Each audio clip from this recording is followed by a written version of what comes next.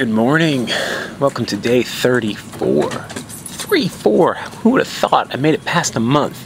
34 days of this. It's the weekend edition, so I get to pull out the nice camera. This isn't even my nicest camera. This is a camera I have barely ever used before. I got it a couple years ago after I worked an event where another photographer had this camera. It's the Canon M3. I'm sorry, not the M3. It's the Canon EOS M. It's the first mirrorless interchangeable lens camera that Canon came out with, as far as I know. And this guy had the camera, and I checked it out. And I'm not even a Canon guy. I'm a Nikon shooter professionally. And I played around with it for a little while. I was like, oh my God, this is perfect. You get this amazing ability to take, professional quality photos in this tiny little package. I'm on board, and I bought one used on like eBay. It wasn't even that expensive, but it has its shortcomings. But the pictures that I've made with it, I've always been happy with. But the camera itself is just, it's great for pictures where you have time to really compose the shot and take the picture,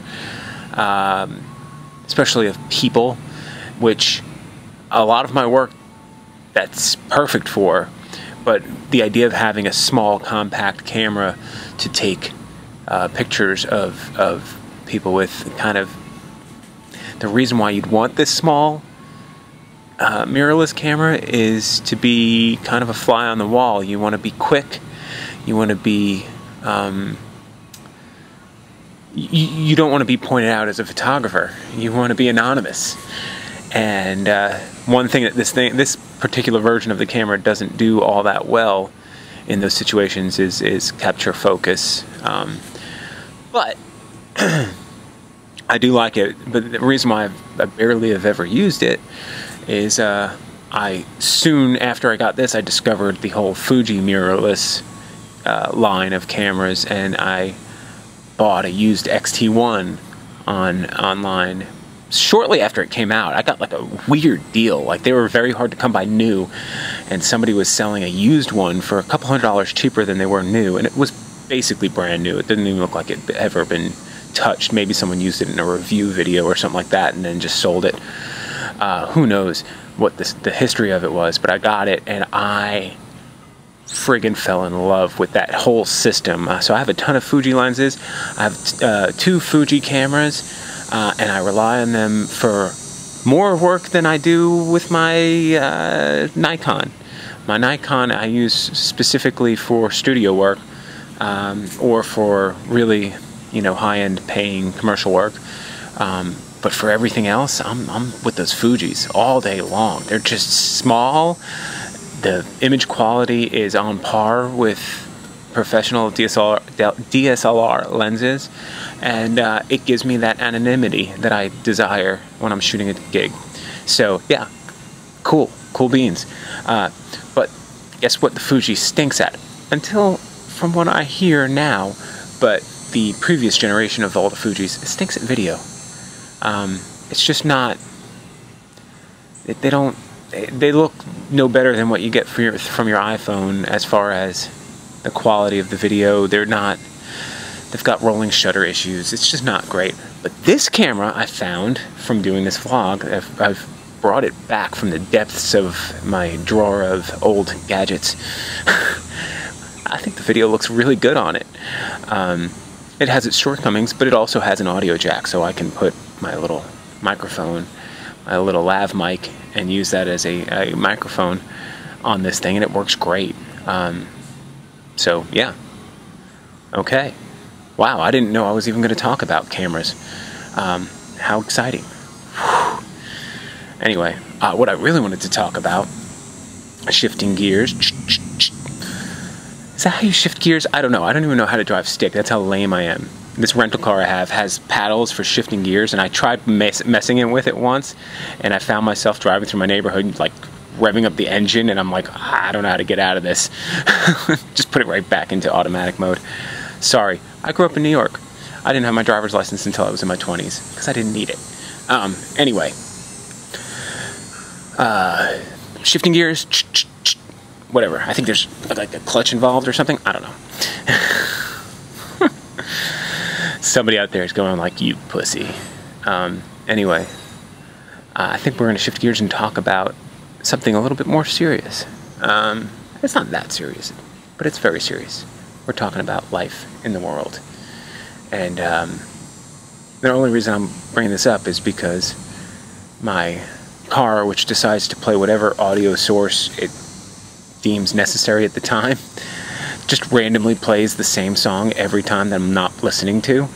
And this morning on the way to the gym, I wasn't thinking about it, so I just let it play. And then when I got back in my car on the way back from the gym, and it's only a few minutes, but it started playing a Doug Stanhope clip from a comedy, from a comedy album that I had downloaded at some point. Doug Stanhope, funny guy, very funny guy. That's probably an understatement, guys. He's a reluctant genius when it comes to comedy. Like, he works hard, but he definitely doesn't seem like it. He doesn't play it off like he's working hard. He plays it off like he's goofing off. And if he is goofing off and he's naturally that talented, well then, more power to him, because he's funny. So he's talking about AA and atheism. And so, one of the things that it kind of spurred in my thought process as I kind of got out of my car in the middle of that comedy bit was a question that came up on the social media site that I use and don't use. It kind of drives me nuts, but it's called Kiwi. It's basically people ask questions, but it's very annoying because people ask the same questions over and over again. It's like, how many times can someone say, what's your favorite artist? Who's your favorite band? Blah, blah, blah, blah. It's the same questions like 400,000 times a day. And then just to weed through a good question, sometimes I just ignore the app altogether. But one popped up, because I do have it notify me, which I probably should turn off the notifications of it. Let me read the question that popped up that I thought was really an interesting question, and it ties in with that whole Doug Stanhope thing. So it all came together.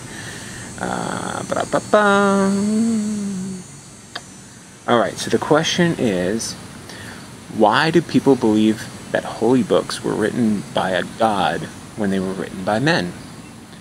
And most of the answers that people come by are, yeah, you can guess it if you know anyone who's a believer. They all say the same response, that they were written by men who were inspired by God. My answer was a little different, and I wasn't alone in my sentiments, but we're definitely in the minority. My answer was basically that there are some people in this world who can't see just how amazing life is, how it is, and desire more. They want an afterlife. They want more than we've got, failing to take advantage of the amazing life that you've been given. I was a little bit more concise with that, but that's the sentiment I was getting to. And yeah, that's what I wanted to talk about. So, I am very familiar with all of the Christian/Catholic dogma. I was raised in the Catholic Church. There was a time in my life where I truly believed it. There was a time in my life where I was born again, as they say, not speak. They speak in tongues. So, I was hardcore into it. I really wanted to believe that the things that people were telling me were the truth. And, there's always that little shadow of a doubt when you're learning about these things, like, what if this is all BS? And, they'll tell you that is the devil talking to you. That doubt is not God, but it's the devil. And my question was always like, well, isn't the devil just God? If God is everything, isn't the devil God? But lo and behold, they always have a rational explanation for every question you have, which is always fun. It can be annoying to them, I guess, when you get a guy like me who starts getting skeptical about things, asking persistently, well, why this then? Well, why this then? Why this then? And then the more and more you come to think about it, the more and more you realize how amazing life is, the life that you've been given. The fact that out of all the millions of sperm, the one that fertilized the egg that soon became you, were brought together, and that you survived the whole 9-month pregnancy, and you survived the birth, and you survived childhood, and you made it. That's amazing in itself. But regardless of all that, just the fact that life exists, that there is all sorts of this ecosystem of living, breathing animals, insects, plants, and we all feed off of each other, and we all continue to grow and exist together. It's pretty damn amazing. And the end of the story for all of it is that you die. And we don't know what happens after you die. And anyone who tells you what happens after you die is lying, because they're alive. They're not dead. And the dead do not talk to the living. And anyone who says the dead is talking to them is crazy. And that's true. I mean, the dead's not talking to you. They're not coming back to you. People misinterpret trivial actions and trivial things as signs from God, or signs from a past loved one, or that's just connecting dots that really aren't meant to be connected. And people will come up with examples, and if you were to take the same example and remove the spiritual aspect, if you were to take someone's, well, this happened to me after my wife died, and then this, and this, and that was definitely her, there's no way you can deny it. And it's like, well, if your wife didn't die and those things happened to you, what would you think of it then? You wouldn't even acknowledge them. You would have ignored them and moved on. But because you have this heavy mind, and you are thinking about this person, you're connecting them to actions or coincidences or anything. But I don't want to get off on too much into that tangent. But what I really want to get to is the meaning of life. And any thinking atheist will tell you they don't know what the meaning of life is. And honestly, it's not that important as far as, do we need a purpose to be here? There's so many definitions to that, and they're all very individualistic. The unfortunate thing with atheism is you have nihilistic atheists. They're the ones that want to burn the world, and they have aligned themselves to atheism because of whatever fear or anger they have towards, say, a religion, or the way they were brought up, or just their circumstance in life. And they give, they're the minority that give the majority of atheists a bad name. They're the ones that, are easy to say they're bad people. That's not the majority of us. The majority of atheists are loving people who cherish and value life in every aspect, because we know, the one thing we know is we are definitely here now, and this is the life we're given. We know that. Now, if there's something afterwards, we don't know that. But what I do know is that there have been many people offering answers throughout history, and it's very, very, very coincidental to me that the people who pound their chest the hardest about their faith and their religion usually share that same faith or religion with either their family or the people in their community.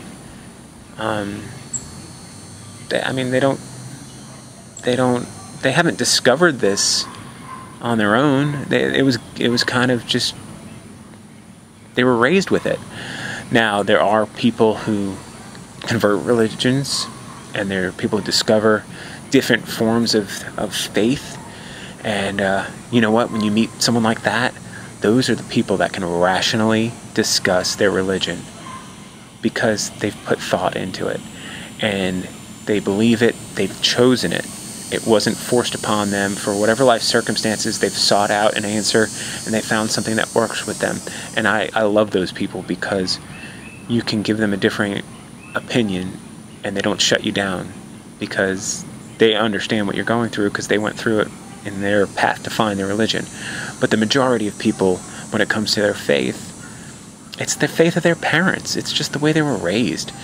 And when you stop and think about that, really think about that, you're basing this life, this philosophy from what your parents told you, and they learned it from their parents and so forth and so on.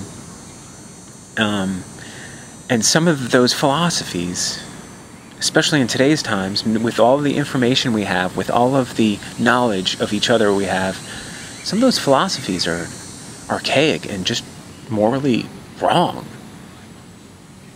And if your religion says that gay people are bad, or that women are less than men, or anything like any of those things, then you really need to question your religion. Now, there are some progressive versions of religions that kind of say, well, we don't really believe that anymore. It's like, I don't buy it. I don't buy it. If your religion is true, it's been true from day one, and it should never waver or falter or change. And I remember learning about, the Catholic religion is probably one that changes the least. No, I shouldn't say out of the Christian faith. It's the most traditional, and even they adapt new laws. And my whole argument with that is, if God is real, He's not changing His mind about your religion. If He really influenced those people to write those books, they would have gotten it right the first time. So when they start changing their laws and their rules based on society, that's a red flag that your religion's full of crap. Because if God influenced them, they should have done it right the first time. Alright, I think I've talked a long time, but I think I got to my point. Hopefully you understand where I'm coming from. The reason why I've chosen to become an atheist is not out of anger. It's not out of fear. It's simply because I've accepted the fact that I don't know the answers. And any thinking atheist will tell you they don't know the answers. They don't know if there is truly a God, but we just know what's right in front of us. And it's not as scary as you think. It's not as upsetting to accept the life you've been given. In fact, it makes you enjoy every breath. It makes you enjoy every single living thing. It makes you connect with people because you realize that alone we're not as strong as we are together. And for me, it's part of the reason why I reject a lot of forms of tribalism. Because while a group is powerful, it's not powerful if it starts alienating other groups. I think we're most powerful when we work together, but we include others. When we recognize differences and we take advantage of the differences. There's beauty in that, and there's beauty in life. So that's pretty much why I choose to be an atheist at this part of my life, because I love life and I love people, and I love that we all have different opinions and we value different things, but most of all, I think we need to include each other and not say, oh, this person likes this, therefore I don't like them. How about this person likes this? Why? Why does that person like this? Why does that person believe this? Why does that person do that? Oh, okay, wait. So they went through this and it brought them to that point and now they think this way. I get it. Okay. I might not agree with it, I might have not chosen the same path, but I can see where they're coming from, and I respect it. Makes everybody happy if you start thinking that way. I think so. All right. Have a good one.